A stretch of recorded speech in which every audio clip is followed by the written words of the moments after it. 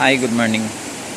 Mao ni ang ko ano, may gusto lang na akong ikuan sa inyo, pakita sa inyo. Mao ni frog mouth nga langgam.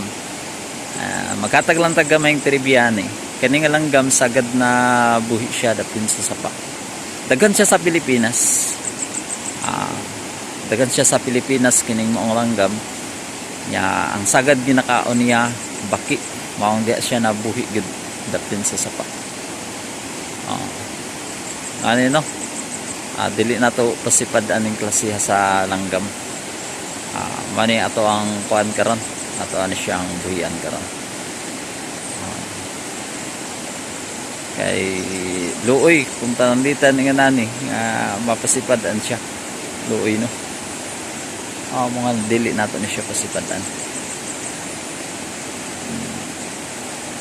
Nindot kayo. Mani ang iyang itsura. Butan nga langgam ni. Sagad sa gabi aktibo ni siya. Aktibo ning mga langgam.